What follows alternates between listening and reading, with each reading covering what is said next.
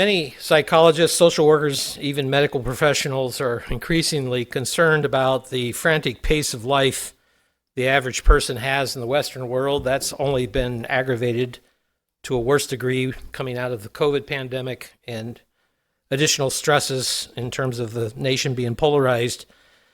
But just simply look at some of the pace of life here in America. Of course, we're very familiar with how businesses cater to this faster lifestyle, if you will. Almost everything is drive-through now. We don't have to go get our own groceries. We can pull up and they can drop them in the back of our car. We have so many ready-made meals, all kinds of electronic gear to help us produce more work and faster. And we get sort of accustomed to that. I don't know that we consider sort of how much that is a part of our life. I was stunned this past week reading some statistics, how much the American worker outproduces the rest of the world in terms of volume, in terms of hours, and so many of these things. But back to my point, even before I became a pastor full-time, my former job is, even though it's 20 years out of date, is sort of an example, because even then I don't know, as I would reminisce or look back at some of these things, because when I started in my career in commercial art, as it was called, everything was done by hand, right? We had what was called blue line boards. I don't know if any of you are familiar with that, but in the photographic world, as you would make film to produce anything that was printed, blue doesn't reproduce. So you'd have all your guidelines printed in basically cyan. So you'd have a grid to work off of, but you'd have to literally, type was set, it was run through a waxer, which would make it sticky on the back. You'd have to cut it, you'd have to put it in, you'd have to size your photos, you'd have to put a ruby lith, just all these different things. Some of you know what I'm talking about, some of you don't, but it was all done by hand is my point. But even before I left the last job I had in that field, all of that had been digitized to the point where I was a graphic artist, I was an illustrator, I was a photo director, I was a designer, layout artist, and a webmaster. So I was doing the job of about 6 people, one person. That's how everything had been consolidated. It didn't shorten the work. I generated almost 600 catalog pages a year, actually only in about 5 months, and maintained a website. I did press checks. I'd regularly have to fly to where the catalogs were being printed to ensure that it was printed properly. And that technology has only become more sophisticated and able to do even more things. But even in my current employment as a pastor, I pastor 3 congregations. I'm a regional pastor assisting a dozen other pastors. I'm a Council of Elders member as well as a publication reviewer, occasionally write, and even other things that come up. And that's just common, isn't it? We just kind of accept that's the way it is. And it would be challenging, though, for me to do just any one of those responsibilities without the technology that I have. When I lose the internet, I'm dead, right? I can't do much of anything. I can still make some phone calls, but it limits greatly what I can do. And there's no denying then that life is simply moving faster and faster all the time. That pace of life and work, though, can come with a price. Physical things especially, that are pushed beyond their design limits fail at a quicker rate. We burn up cars. My car is a tool. It's 2 years old. I have 70,000 miles on it already. So they wear out, don't they, when you push them? And it's a great irony that in an age of such time-saving devices that we're stressed as a culture more than ever because of the demands of society around us. And I'll give you just one example I find shocking in some ways, but really sad in other ways. On average, more than half of all U.S. workers give up 50% of their vacation days a year. So whatever vacation time they have, more than half of it goes unused. So let's say you have 2 weeks. A week is all you're taking a vacation a year. That's, if you add it up, it's more than 662 million days that are given up because they need to work instead of taking time off. And it can be about a number of different things. They could be worried about their job security. It could be not worth the stress of catching up later. My wife and I were able to go down and help our daughter and son-in-law with a number of projects before their baby comes. And I came home, and I don't know how many emails I had because I just basically walked away from it while I was down there. And I finally got caught up on Thursday, but none of it gets done when you're not there. For some people, their identity, though, is tied to their employment, right? What their job is. This is a problem for a lot of men when they retire. They don't know what to do because that was their identity. But we clearly live in a world that doesn't value a slower pace of life. Some of you, though, are very young to not maybe know this, but I still remember when the newspaper USA Today was started. That was a groundbreaking publication. What was groundbreaking about it, there were two things. One, it was the first national newspaper that was printed in color. Secondly, it was the first paper that made it known they were deliberately writing for a younger education. At the time, it was 8th grade. They said 8th grade education. So very simple articles, very simple approach. That now, since then, not just that newspaper, I don't even know if it still exists, probably not, but that approach of writing simply to an audience has now moved down to a 6th grade level. But music is written short and catchy, right? If it's longer than 3 or 4 minutes, it probably doesn't get radio play. Books and magazines, as I mentioned, written for a much lower grade level. You know, we're distracted by movies and entertainment, but it all has to be short and quick, doesn't it? You know, and I'm guilty of this as well. You know, I'll binge on 2-minute videos, watch an hour of that, but I won't sit and watch an hour video. I could go on with other examples, but what does any of this have to do with us sitting here today on God's Sabbath? Well, I think the answer is quite simple while being quite foreign to the world around us. And the answer is worth remembering and nurturing. We must be still long enough for God to teach us. So the title of my sermon today is simply Be Still. We're going to look at being still spiritually speaking so that we're undistracted and able to hear God in the small things. And I'd like to begin in Daniel chapter 12 because Daniel makes a statement here that is very interesting and is very much a description, if you will, of where we are, not just as a nation, but as a world that is just consumed with moving about. In Daniel 12 and verse 4, Daniel records this as God speaks to him. He says, "But you, Daniel, shut up the words," because Daniel had saw these great visions, right? He was in a unique time period in history. He had seen the Babylonian Empire fall. He was, of course, taken captive during that. The Babylonian Empire fell. The Persians were now in power. He had been given the understanding that the captivity was to last 70 years. Of course, these prophecies that God revealed to him, and I can only imagine the questions going through Daniel's head. And the frustration when God said, "No, it's okay. It's not for you. Write it, record it, shut it up." Because he says, "Set a seal on it till the time of the end," that these things would not be revealed until thousands of years later. And he says that many run to and fro, knowledge shall increase. And we can even look at that. For the most part, the world stagnated with knowledge until the invention of Gutenberg's movable type press. But with that came the capability to print on a level that had never been possible before. It was all done by hand prior. Can you imagine writing this by hand? And how expensive that would be. Knowledge not only became easily accessed, but it became affordable. And so then knowledge exploded, didn't it, to where we are today. And look what happened with the internet. And there are upsides and downsides to these things, but it has increased the pace, hasn't it?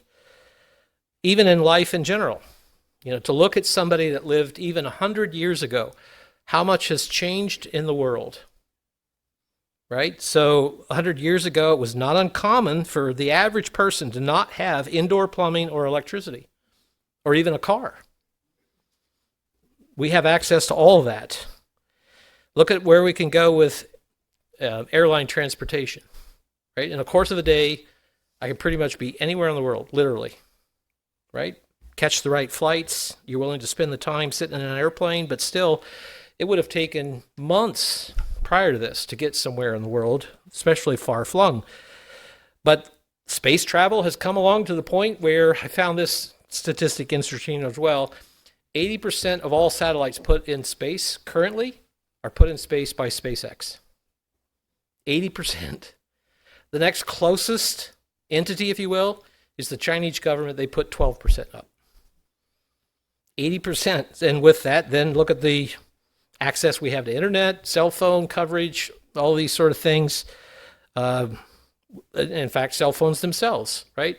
Most of us now can't live without our cell phone, right? You leave the house, you check for a couple of things, keys, wallet, cell phone, yep, good to go. You can't leave your house without it anymore because we do so much with it. But has all this progress made people more or less happy? Has it added to the value of life or taken it away? And I believe this is one of the huge blessings of God's Sabbath day. It was before all those things, I think especially so now. We're given time to slow down, to spend time with our family, and to simply have a break from the world. To pause and reflect and spend time with God that we probably don't have during the week, because how much interrupted time do we have to spend with God at any point in the week? Here's another sad statistic. Studies done on the amount of time parents spend with their children are truly sad. For mothers in the U.S., they devote about 2 hours a day with their children. 2 hours. For fathers, it's only about 85 minutes. So how do you connect with a family? How do you know who they are? How do you teach them who to be? And yet this is the norm, isn't it? Parents don't have much influence with that amount of time, really, compared to the rest of the day. So who has the influence? U.S. children and teens spend anywhere from 1 to 2 hours a day watching TV. Now, that has waned, that has dropped, but it's only because of social media. They spend about 4 to 6 hours a day on social media. So about 8 hours of their day is connected to something else. Because as I said, our culture lives for the next distraction, the next thrill, the next thing that will entertain us. But we keep coming back, those of God's people, if we're looking at the world and looking at what God is teaching us to be and become, what mankind doesn't understand is that most of the social problems we have are because we don't listen to God, right? We fail to follow his instruction, we think we know better, and we reject his morals. But those morals point us to the way to live, don't they? I'd like to begin in Scripture in Hebrews chapter 5, because the writer here says something very profound to consider. One of the expressions, if you will, that I use on a regular basis now is that we have, as I mentioned, this unprecedented access to knowledge, right? I don't even have to go online anymore. I can simply ask Alexa, right? And I do this on a regular basis. Like, oh yeah, I can just ask. So I'll just ask a question, and it's a rare occasion where there's not an answer, right? All this information out there. But it's a mile wide and an inch deep, isn't it? There's not much there beyond that. And the writer even addresses this to God's people in Hebrews chapter 5 here in verse 11. I want to read this to you in the International Standard Version because it's, to me, a lot more pointed. It says, we have much to say about this. He's talking about a number of different things here. He says, we have much to say about this, but it is difficult to explain because you have become too lazy to understand. Wow, you talk about the 2x4 across the face, but are we? Are we too lazy to understand? Can't be bothered, or I don't have enough time, or whatever it happens to be.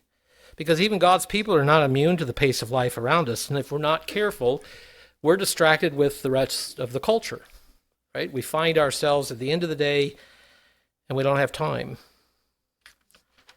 Let's go next to Job chapter 2. Because I think here in Job we find sort of an example, if you will, of what we read in Daniel 12, this pace of life. And I wonder if the pace of life is not only promoted by Satan, but it is a reflection of him. In Job chapter 2, we find, of course, this interesting behind-the-curtain view, if you will, of a conversation between Satan and God. And I could probably go on about a lot of things. I suspect Satan is irritated every time he has to report to God because he still knows he's under his authority. And he's not happy, and then God sort of sets the stage for Job to have some challenges here. But in Job 2 and verse 2, we find this. God says to Satan, "Where have you come from?" Now, God knows, right? He's all-knowing. He's interested in the answer. But what is Satan going to say back? Where have you been going? And Satan, in my mind, is like a petulant teenager, right? He says, I've just been going here and there. Right? It's just not really an answer, is it? It doesn't describe what he's doing, what he's thinking, what he's encountering. He says, I've just been going back and forth of the earth, walking here and there. I think that's a reflection of Satan. I think that's what he promotes because it is who he is. But, even 50 years ago, people as a whole were less formally educated. My grandfather only went to the 8th grade. Now, this is early 1900s, and that was very common back then because you had to go work the farms, you had to help the family and so forth. But have you ever done a search on what that 8th grade education looked like? Most college students couldn't pass those exams today. So they were less formally educated, but one thing they did know in a lot of cases were the scriptures. Because everybody went to church, didn't they? For the most part. The culture as a whole went to church. And even if they didn't have a lot of books, they almost always had a Bible in the home. And so they were at least knowledgeable on a superficial level, if nothing else. But today, formal educations are much more prevalent, aren't they? In fact, for a lot of jobs, a lot of white-collar jobs, even if the degree is not important, they're looking for the college education. They're still looking for that as a sort of a minimum line, if you will. But people are extremely biblical illiterate, right? Most people don't own a Bible anymore. And so consequently, they're ignorant of God and his ways. You'll see this every so often. They don't do it, but I still remember at times when shows like Jeopardy, if they had any Bible category, it was almost humorous. All of the contestants would stay away from that category until the very end. They didn't want to touch that because that was one area they knew that they were very weak in. And it's only gotten worse since then. But back to this running to and fro, I think of Satan in this regard. This frantic pace of life that just keeps us so busy, we're not necessarily accomplishing things, we're just busy. But let's go to the end of the book of Job. As God leads Job through this trial, it was not about Job being this awful person. There are many people that say it was because of Job's self-righteousness. No, it was not. That came as a consequence. That bubbled to the surface. Because at the beginning of the book, God even says to Satan, this is an upright man, right? Which would have been a lie. And Satan would have called God out in a heartbeat on that if it was not true. But Job had something to learn, didn't he? He had a lot to learn. So in Job 36, we then get to the conversation where Job's friends, who were not really friends, they had unloaded with him enough, he was done with that. And the young friend, the youngest one that came in after the fact, if you will, was actually the one that had the better part of wisdom. And he was reminding Job of a lot of different things here. And so when he's done, then God has the conversation. So let's just jump into verse 26 here. Job 36 and verse 26, as God had recounted some of these different things for Job to consider. If you're so upright, if you're so righteous, if you're so wonderful, what about all these things, God says. So in verse 26, behold, God is great. We do not know him. This is the young man finishing up his thoughts, Elihu. And he says, nor can the number of his years be discovered. He draws up drops of water, which distill as rain from the mist, and the clouds drop down and pour abundantly on man. Indeed, can anyone understand the spreading of the clouds? That one has always made me wonder. You ever carry, if you want to consider how heavy water is, and I forget the poundage, it's like 8 or 10 pounds, a gallon of water. Hold a gallon of water at arm's length. See how long you can hold it out there, right? It gets heavy really quick.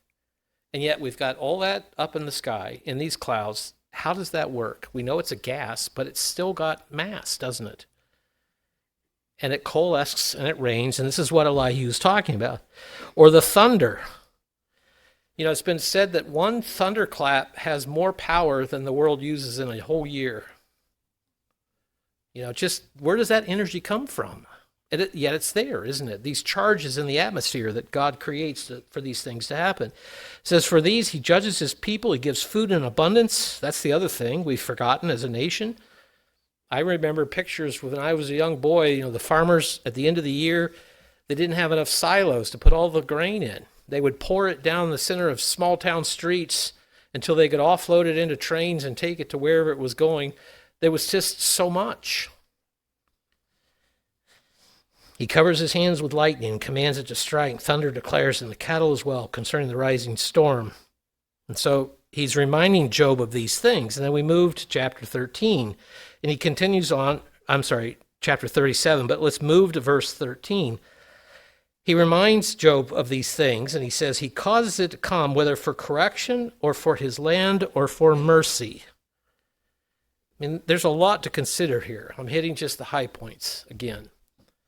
But, how do the trees know to go dormant? And they do it in different stages, don't they? In my yard, it's the willows that always lose their leaves the last. And it's amazing how long they hold on to them. But yet they're one of the last in the spring to bring the leaves back. When do the flowers know to bloom? That ground, my ground especially, because our yard can be wet, very wet in some sections, it is literally like concrete in the middle of winter. Right? It is frozen solid. And yet you can plant garlic, you can plant different things, and it's ready to go in the spring. I don't know how that works. God does all these things. When was the last time we stopped to consider any of that? This time of year is hunting season. How do the deer know it's hunting season? They know they're not just out and about, right? They go hide, and they can hide really well. But just how all of that works. When was the last time we sat quietly before God? And I don't just mean church service, I mean whenever. We sit down to study our Bible or to give prayer to God and to just have the purpose of allowing him to fill our mind with the right thoughts, to help us have that right perspective. I'm going to go through a series of verses here, and I don't normally do this, but I want to impress a point. So let's go back to Exodus 14. Again, I'm going to move through some verses, but I want to highlight an expression. And these are not all of the verses that use this expression, but I want to begin to build on this thought. So in Exodus 14 and verse 13, of course, the children of Israel here leaving their captivity, and I can only imagine the euphoria they had after 400 years of being under the thumb of Pharaoh and seeing all that God had done on Passover to deliver them. And so in Exodus 14 and verse 13, Moses says to the people, do not be afraid, right? Because they're up against the water now. They have fled out, and it seems this is unsurmountable. Mountains on both sides, deep water in front of them, and Pharaoh behind them. They have no place to go. And I can understand their uncertainty. But they were looking at it physically, weren't they? So Moses reminds them here, he says, stand still. That's a key phrase, right? Just wait. Stand still and see the salvation of the Eternal, which he will accomplish for you today. I don't think we pay attention to that enough as a church. We want to fix things, don't we? We want to get past whatever we think the hurdle is here, the wall in front of us. We want to move. I think that's this culture that we're so familiar with. It's just standing at times and saying, okay, God, I'm going to wait for you to show me if I need to do anything. Because oftentimes we make things worse by trying to fix things. So that expression, let's go to 1 Samuel 3 next. 1 Samuel 3 and in verse 1, we have here Samuel's first prophecy, as my subhead says. Samuel kind of coming into his own, if you will, as a prophet. And he was young. It says he's a boy in verse 1. The boy Samuel ministered to the Eternal before Eli. Eli was the high priest at the time. His sons were not very good men, right? They were profaning what they should have been doing as leaders before the congregation. They were taking things for themselves. and had become a problem, Samuel ultimately takes on this role, but nonetheless, he's just a boy. And yet he's engaged on this level. It says the word of the Eternal was rare in those days. There was no prophetic utterance. There was no widespread revelation. It came to pass at that time while Eli was lying down in his place, this at night, right? They're going to bed. He's lying down in his place when his eyes had begun to grow so dim that he could not see. Before the lamp of the Eternal went out in the tabernacle, this was one of the duties of the priests, right? To make sure that the lamps were trimmed, oil was in them, they were to never go out. It says where the ark of God was, Samuel was lying down as well. And the Eternal calls to Samuel, and he answers. I think this is a great expression. Here I am. He doesn't even know what God is going to ask. Samuel, I'm here. What do you need? So he runs to Eli, thinking it's Eli who's calling him, right? He's a boy. He says to Eli, here I am, for you called me. And Eli says, I don't know what you're talking about. I didn't call you. Go lay down again. So then verse 6, God calls again to Samuel. And so he arises, he goes back to Eli and says, here I am. He says, I didn't ask for you. Go lay down again. It says in verse 7, this inset thought, Samuel didn't know it was God. So verse 8, the Eternal calls Samuel again a third time. He goes back to Eli. Eli says, because he's perceiving here, go lie down. It's God who's calling you. If he does this again, then simply say, your servant hears. Let him say what he needs to say so you know what he wants. So Samuel does. And in verse 10, the Eternal came and stood and called, as at the other time, Samuel. Samuel answered, speak, for your servant hears. Now, keep that in mind as well in regards to this standing still as we kind of build on this thought. Let's go to Psalm 46 next. Would Samuel have heard God if he was not predisposed to hear him? That may seem like an odd thing, right? But if I'm distracted, if I'm really focused on a task even, I can miss all kinds of things.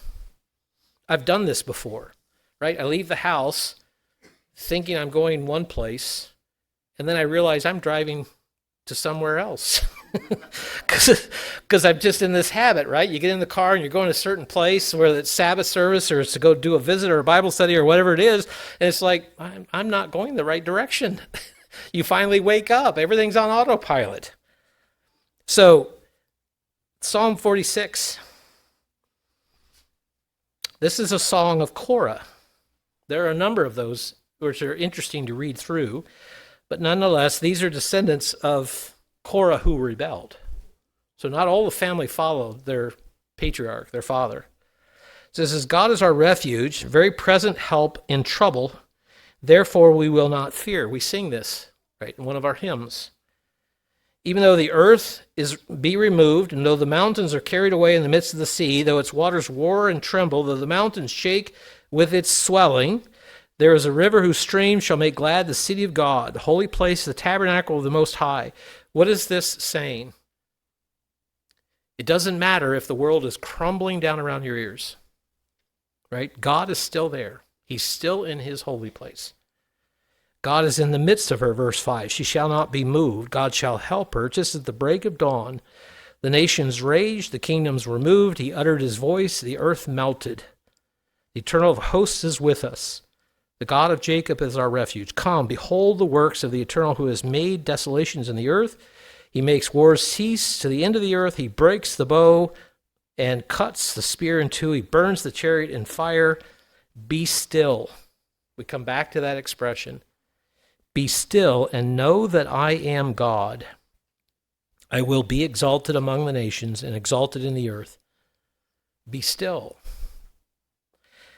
We think of that as being very, very passive, but it's not, is it? It's actively listening, waiting. I'm engaged, and I'm waiting for instruction.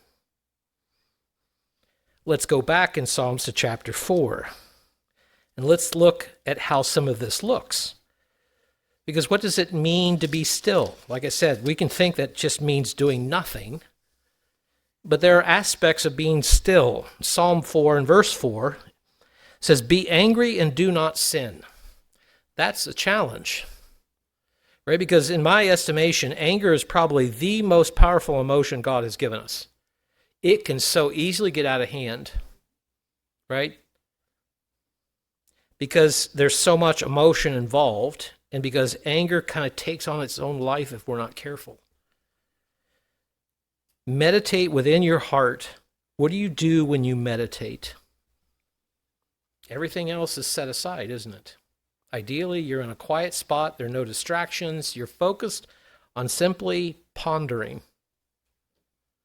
So one way to be still and not be angry is to meditate, right? Take a pause. I still remember this saying. I don't know where it comes from, if it's one of these timeless proverbs or what, but it's better to be thought a fool than to speak up and prove it. Sometimes we just need to just let it be for a while and to see where things are going so we know what we need to do or not do. Let's look at Nehemiah chapter 8 and consider another aspect of being still. Nehemiah 8, of course, is very famous, if you will, because this is where Ezra reads the law to the people during the Feast of Tabernacles. They had lost, if you will, the books of the law, what Moses had recorded, for hundreds of years. And there's this revival, if you will, that's happening within the nation. And they were so, on one hand, energized to once again have this information. But on the other hand, they were very sad to realize how much they had failed in keeping this close. So Nehemiah 8 and verse 11, we read this. It says, "The Levites then quieted all the people."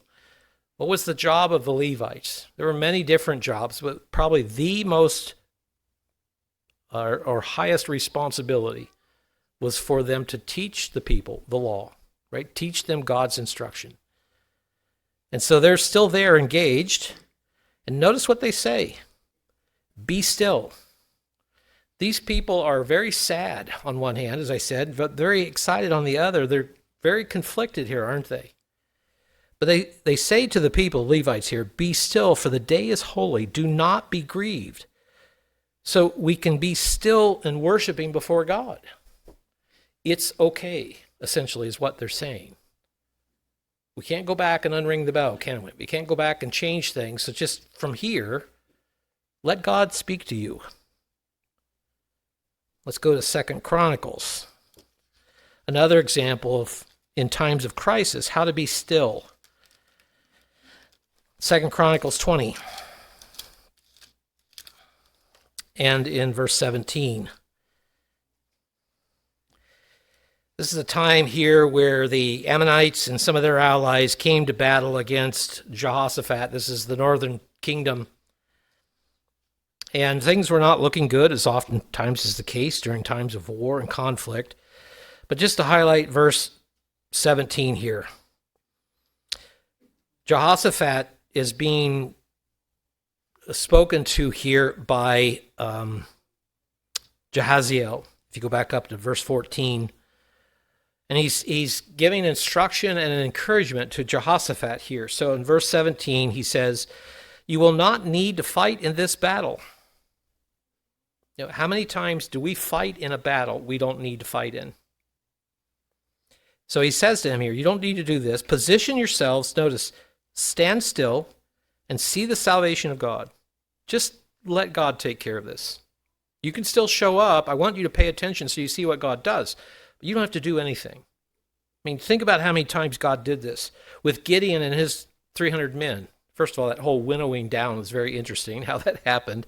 But it's 300 men. How are they going to fight? They've got a trumpet and they've got a torch with a pitcher, right? And he says, you don't have to do anything. Just blow the trumpet, break the pitcher, let the lights shine, and just watch what happens. And God took care of it, didn't he? There's so many times that God did that. Going back to Exodus, the Israelites didn't have to do anything. Just wait. Just wait. God will take care of it. I can only imagine what it looked like when that water separated. Fish and whatever else flopping out. The wind coming through and drying up the ground, because you've got to know that mud underneath there is just saturated, right? And then God takes care of it. He says, God is with you, O Judah and Jerusalem. Do not fear or be dismayed. Tomorrow go out against them, for the Eternal is with you. But notice, go out against them, but at the beginning of the verse, don't fight. You can show up. We have to show up, but let God take care of it. Lastly, in this regard, let's go to Isaiah 23.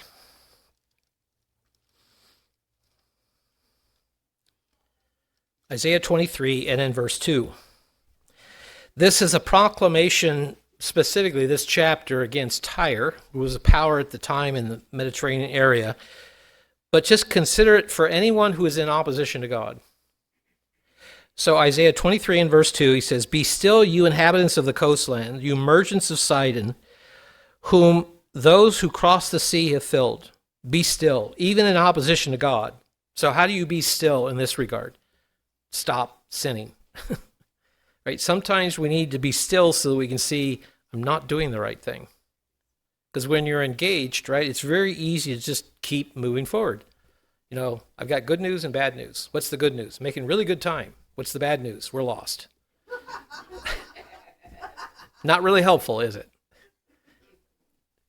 So stop sinning. Okay, I want to use one example here at a longer discourse in 1 Kings 19. We have here the example of Elijah. And it's always interesting to read these accounts and to see how human the people are involved in these accounts. Elijah is considered one of the greatest prophets of Israel. And you read the various accounts of what he did. Even Elijah, his protege, if you will, did even more amazing things with God through him. But nonetheless, this was a time of great distress in the country. Ahab was king. Jezebel was doing great harm on the nation, promoting all kinds of false things. Just awful in so many ways. And so in chapter 19, 1 Kings here, we have Elijah running for his life after all that God had done. Now, just previous to this was the victory at Mount Carmel. All right? Elijah representing God, these 300 priests of Baal, and they spend the whole day trying to summon Baal. And Elijah makes fun of them, doesn't he? Well, maybe he's in the bathroom, maybe he's sleeping, maybe, shout louder, cut yourself more, maybe you just haven't gotten his attention. They go through all of this and nothing happens. The offerings are on the altars. They've soaked it. So much water's pouring off during a time of drought and famine. And Elijah does this short, heartfelt prayer, and not only is the sacrifice consumed, everything, right? The stones are burned up, everything. He rallies the nation. They kill all the prophets of Baal, and Jezebel is furious. And what does Elijah do? Runs for his life. After seeing and being a part of all that, he runs for his life. So in verse 1, Ahab told Jezebel all that Elijah had done and how he had executed all the prophets with the sword. Jezebel sent a messenger to Elijah. This is, as an aside, this is something to be careful what you ask for. Right? Because Jezebel says, "So let the gods do to me, and more so, if I don't make your life," speaking to Elijah, "if I don't make your life as one of those that you killed by tomorrow." Basically meaning, kill me if I don't accomplish this. Well, she got her wish. She didn't know how it would come. But anyway, that's further down in the story. And so what does Elijah do? When he saw it, he rose. He ran for his life. He went to Beersheba. How far is Beersheba from Mount Carmel? It's about 90 miles. First of all, he was in really good shape. Right? That's ultra-marathon kind of distance. He ran for his life 90 miles. He didn't want any hint of being close to her. He wanted to be as far away as he could. So he runs to Beersheba, which belonged to Judah. He's in Israel again, left with his servant there. But he himself went a day's journey into the wilderness, came and sat down under a broom tree. And when he had prayed, notice what he prayed for, that he might die, he says to God, "It is enough. Take my life." Well, that's the easy way out, isn't it? God says, "No, I'm not going to do that." So he's laying there. Angel comes. And what's the best thing to do when you're in the middle of a trial? Have something to eat, take a nap. Right? Gain some perspective. This is what Elijah does. He falls asleep. God, in his mercy, sends an angel with food and says, "Okay, Elijah, wake up. Have something to eat. You'll feel better. Right? You won't be so hangry." So then he looks and he sees this. He eats. He goes back to sleep. The angel came again another time, says the same thing.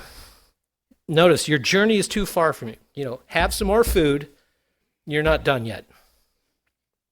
So he rose, he ate and drank.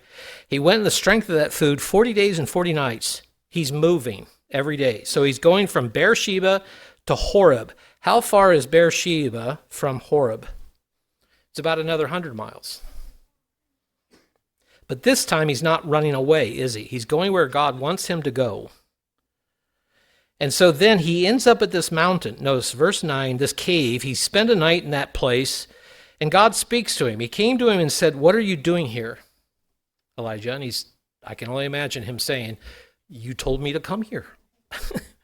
I'm here because you said so." That's not what God was asking.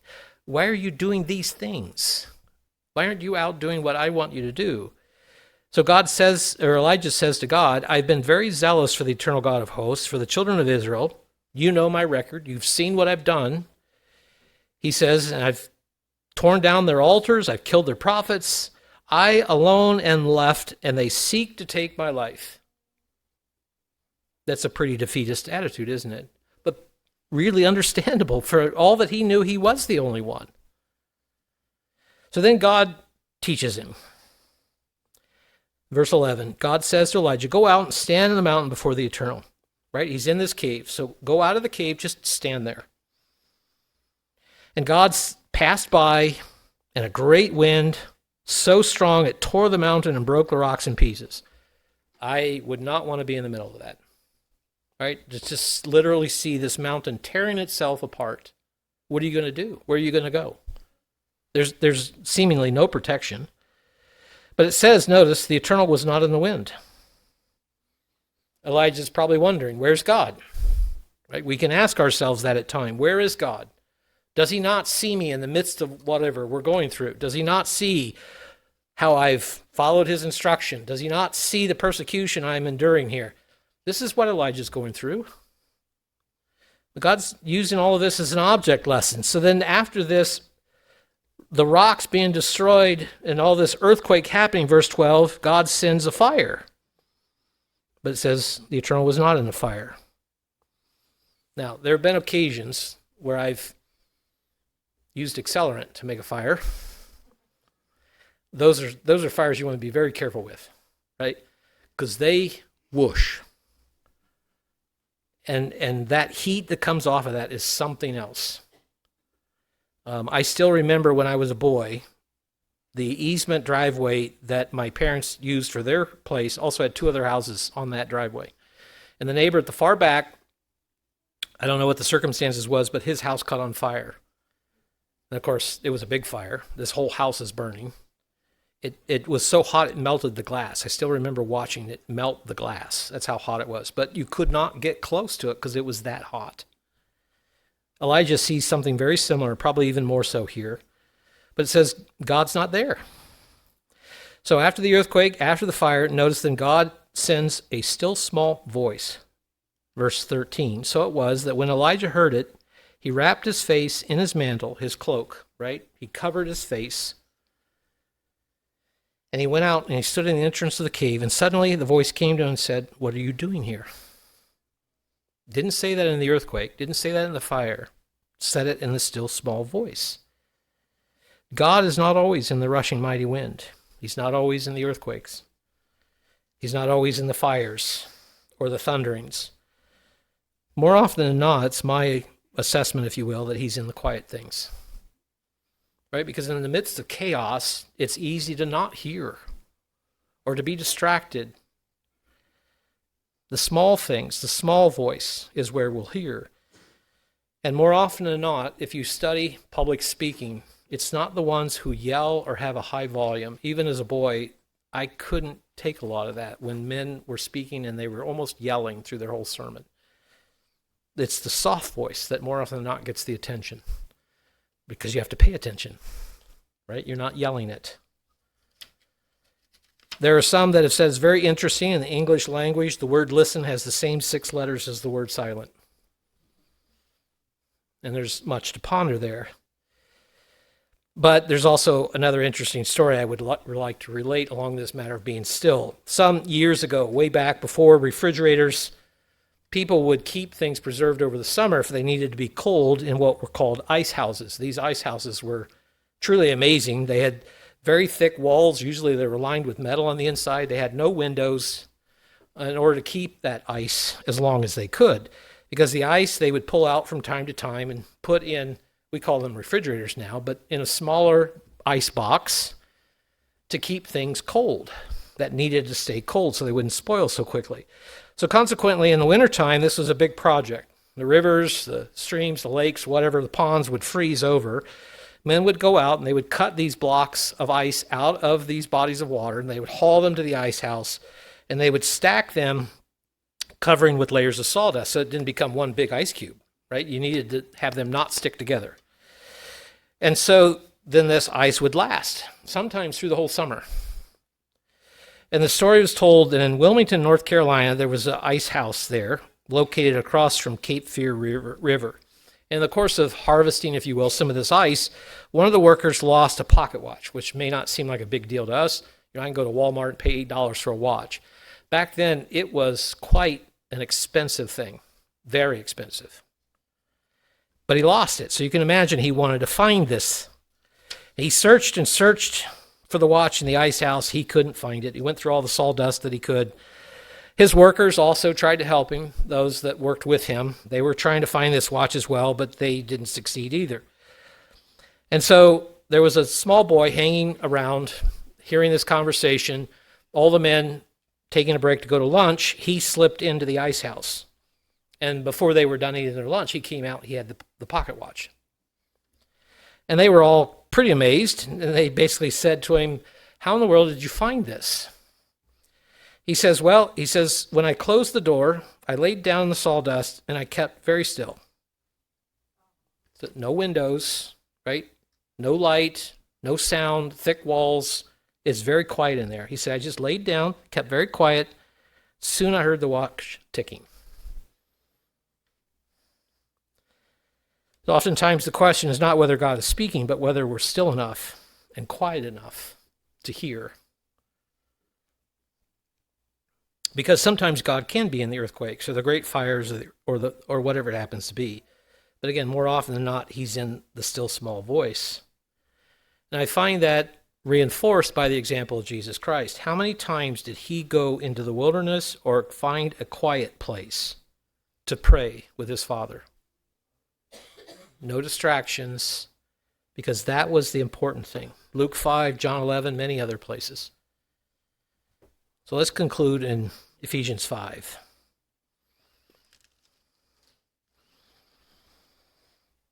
Ephesians 5 and verse 16, Paul here writes, he says, "Redeem the time, because the days are evil." When my family came into the Church of God, it was the late 1960s. Of course, John F. Kennedy, the president, was assassinated earlier in that decade. 68, I think it was. His brother was killed, assassinated. Martin Luther King was assassinated around that time. Vietnam War was heating up. The civil riots were still going on from 1965. There was great turmoil in this country.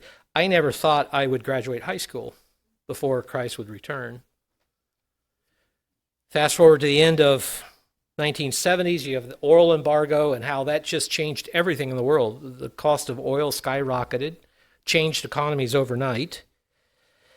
Then we had the crisis of the captives in Iran in the early 80s, early 80s, like 1980, somewhere in there. And so you can say, well, it always seems like there's no time left.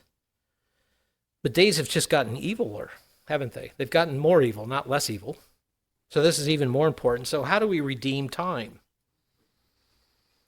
Redeeming doesn't always have to mean that we're doing something. It can also mean that we make it more valuable or more worthwhile, right? We're redeeming it for a purpose. So how do we do that? Well, in two general ways. We make quiet time in our personal life, which means, as I mentioned, the hours that we can spend with social media, the time that we can spend with TV, and I'm as much as the next guy. There are times I just need to just disengage, right? I need quiet time to kind of refocus, but I don't need 6 hours a day to do it. We can limit the distractive activities, the things that are not necessary, right? Because we want to do so much, sometimes we don't say no to things that are not critical, that take away from these other things, or even to spend more quality time with family. One of the great pieces of advice Roxanne and I received when the twins were very young is invest in memories, not in things, right? So take the trips, go to the museums, do these things. So that's one way. But how do we then make it quiet time to hear God?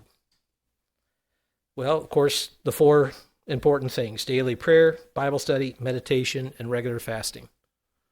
Right? To humble ourselves, to slow down.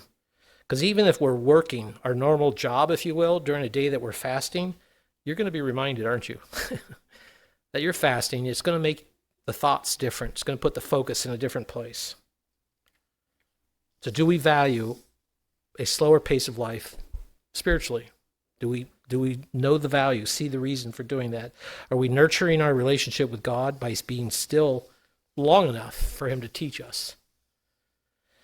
Let's be still so we can hear that small voice.